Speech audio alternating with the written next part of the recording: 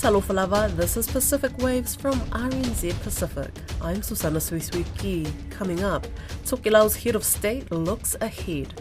Also, being an unincorporated territory of the United States doesn't mean that you have to pick sides. A Guam senator is pushing for statehood. And from a personal stance, to also just highlight the career path for Pacifica. A researcher says stigma is preventing Pacifica from clinical studies. Tokelau has a new ulu, or head of state, and his leadership style couldn't be further from what's playing out on the global stage. The humble former head rubbish collector has been described by his peers as an unwilling politician. Lydia Lewis worked with Elena Basilio, who's in Tokelau, to file this report from the remote New Zealand territory.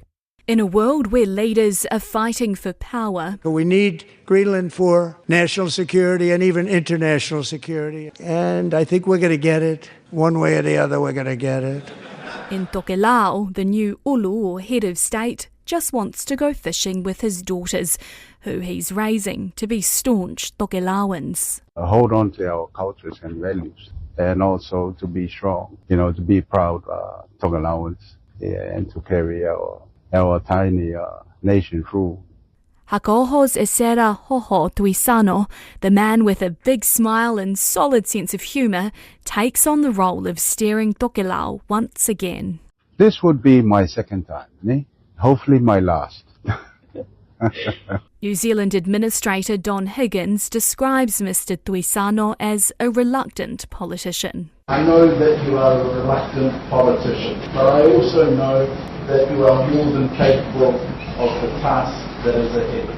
Mr Higgins has watched Mr Tuisano in action and described him as a true leader with an incredible ability to look to find agreements, to find a way forward, to do it with humour and to do it in the best interest of Tokelau. He's essentially gone from being the local rubbish collector to the head of state. I was heading the waste management division as a waste champion, collecting all their rubbish and whakao for it, also whenua whala. Mr Tuisano's inauguration was marked with a traditional ceremony called the Hatonohonga and dance or hatele. Nukunonu's environment officer, journalist Elena Basilio, was there.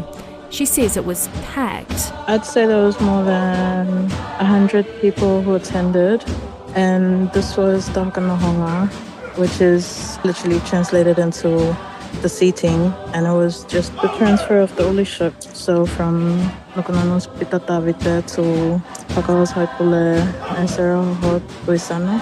Tokelau is gearing up for a busy next few months, with community consultations on self-determination expected to dominate the new ulu's agenda. I'm basically here to facilitate the wishes and visions of my people. So if I can do that, that would be a huge achievement for me. He says Tokelau means the world to him. Everything. It's my heart and soul. After the new ulu or head of state's inauguration on Monday, the midterm budget review was discussed and a strengthening good governance workshop took place. And that's a wrap on Tokelau's General Hono, or first parliamentary session of the year.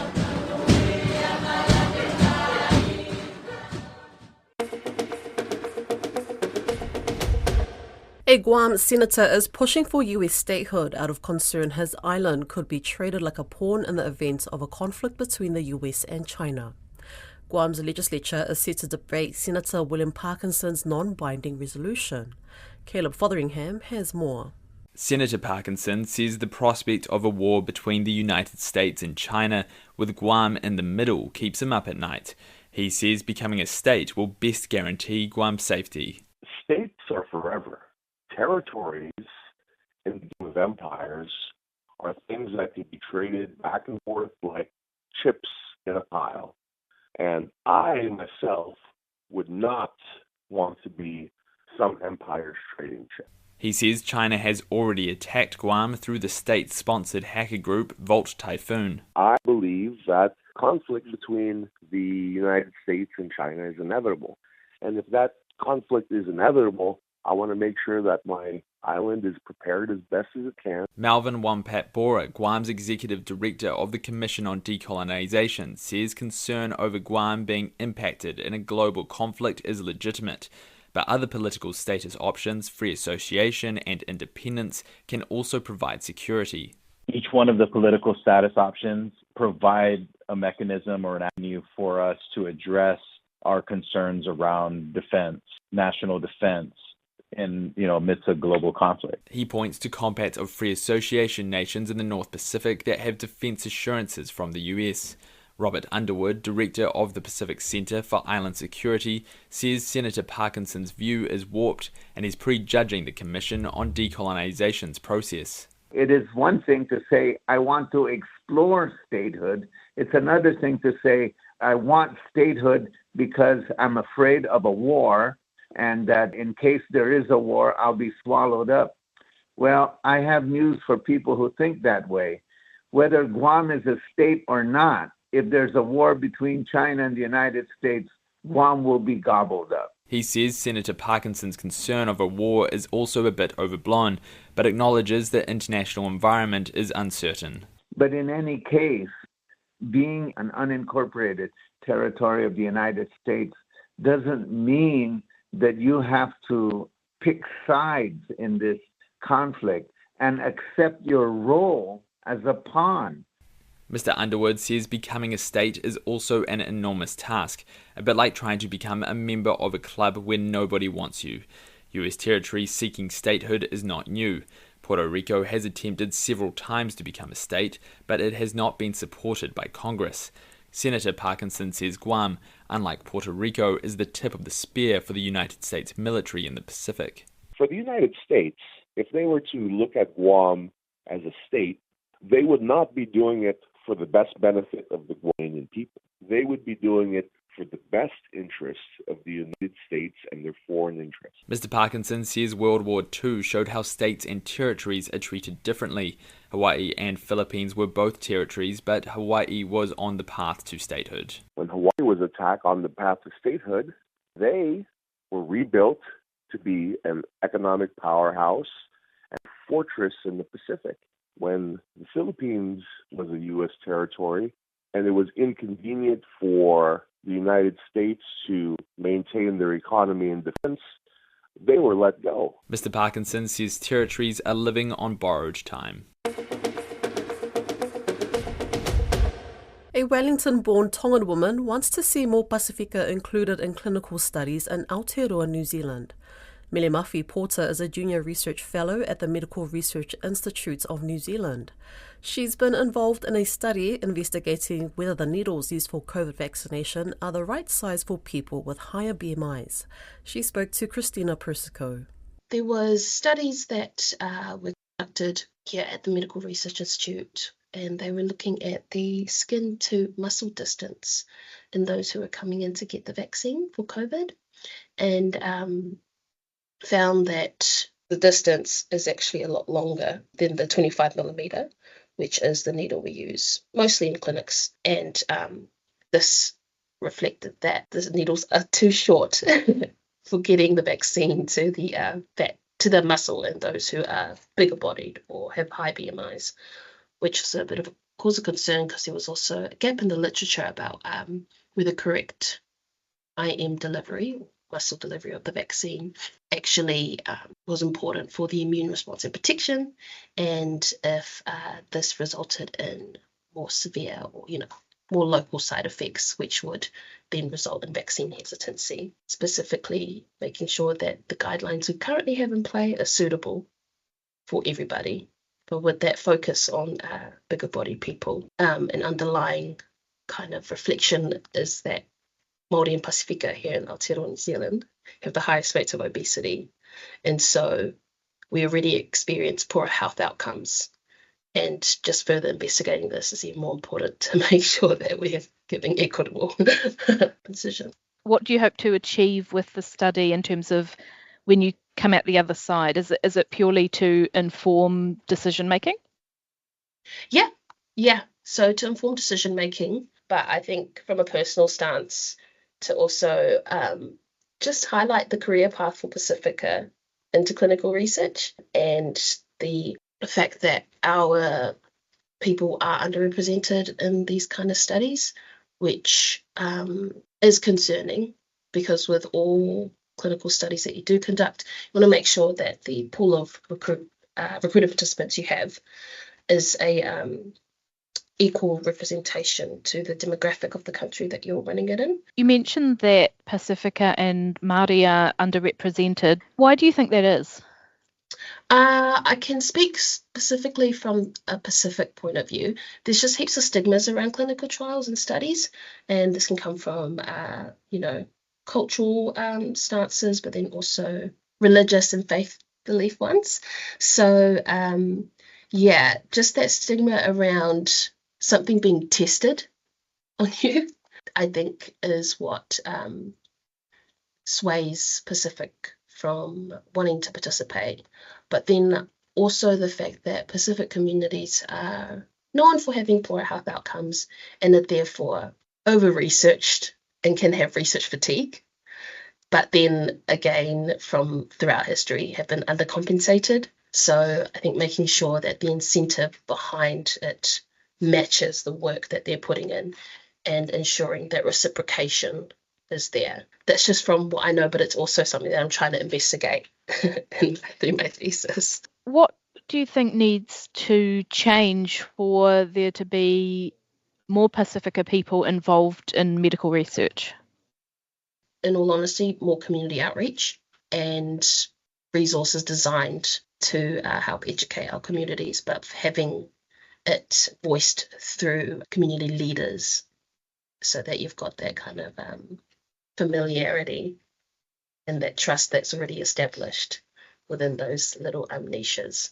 But yeah, more face-to-face, and also just the reciprocation and the feedback of once you've gone and conducted studies with specific communities, making sure that the dissemination goes back to them and that you are adequately informing them of the results that they were involved in.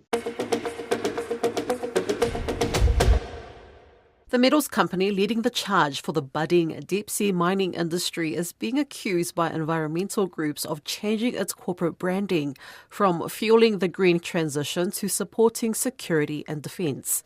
A press release in December from the metals company says it applauds the US Defence feasibility study on deep-sea nodule refining. CEO Gerard Barron also told the US Select Committee on the Chinese Communist Party in September last year his company, a Western company, is in the lead by about 5 years when it comes to deep-sea minerals. I firmly believe that in order for the United States to outcompete China in the critical mineral space, we must invest in domestic capabilities to harvest and also refine seabed minerals. Caleb Fotheringham asked Corey McLaughlin, head of stakeholder relations at the metals company, if they're moving away from its original sales pitch that critical metals are essential for the green transition. What is happening within the world today is there's an increased recognition that metals are a valuable commodity, not only for their industrial use, but also their strategic value.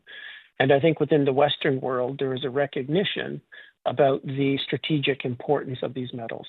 And so at times when people talk about strategic importance, they sometimes equate those to military applications. That's not always the case. If you look at the narrative within Western developed countries today, there's a strategic desire to have access to these metals for the development of things such as electric vehicles, for wind farms, and not have a supply chain that is reliant on another country such as China for those. So I think it is naive to always equate strategic importance of metals to immediately assume that means armaments or to be used in the defense industry. So again, I think this is an example of a group that is opposed to an industry looking for and continually changing the argument and the narrative to suit their needs, which is they don't want it to happen. And as a consequence, they will continue to put up these roadblocks and make these suggestions about why it shouldn't happen. So are we worried about that? No, we're not. Sure. A press release in December from the metals company, though, says it applauds the US Defence feasibility study on deep-sea mining refining. That's defence. So it would be pretty hard to prove that these metals won't be used for some sort of militarization, some sort of weapons, considering that defense is interested, and it seems like the metals company is supporting that. I guess the question, Caleb, would be that I'm sure the Department of Defense is interested in multiple metal sources, terrestrial as well. That is not to suggest that all metal streams that are produced from a mine will end up in armaments. So can I tell you today where the source of our metals will go? I mean, I can't. We're not in production. So again, for me to talk about a hypothetical about where they will go and how they will be used just doesn't make sense today. But again, it suits a narrative out there, which they accused us previously when we said that they could be used. They were ideally suited for electric vehicles, that was greenwashing. Now the suggestion is that because you have the defense industry and other ministries within government that are interested in this for their strategic importance, that therefore they're going to be used for defense and armaments, and therefore it's bad. So again, Caleb, I think what's important to note is we're not currently in production. The metal streams are not being used for any one industry at this point. So to suggest today that we know where they're going to go and what they're going to be used for is definitely premature. I take that point, but it does seem that the metals company is supporting the idea that it could be used for defense. And I've seen Jared Barron on his Twitter or X.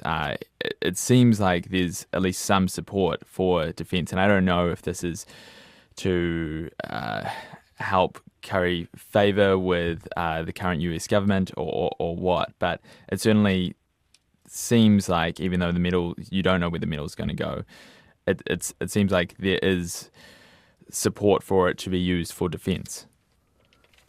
I think, and I mean, look, we can clarify that with Jared if you'd like, but I think the message is there is increased interest in these metals for their strategic importance.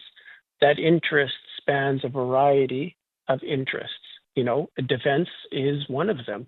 So again, to suggest that because one group has an interest in these metals and their strategic value does not necessarily mean that's where they will go. So I think what Jared is trying to do is to acknowledge that there is growing interest in these metals from a diverse source of potential customers and actors, and it is not limited to any one outcome. These metals will be treated like most other commodities. They will move into the market and they will be used where they are most in demand. So again, we can't say, or at least I can't say today, where they will go and how they will be used. The 30th session of the International Seabed Authority is currently meeting in Kingston, Jamaica to discuss deep-sea mining rules and regulations. That's Pacific Waves for today. For all episodes, head over to rnz.co.nz/Pacific. We're also on Spotify, Apple and iHeartRadio. From myself and the RNZ Pacific team, tō whā sui fua.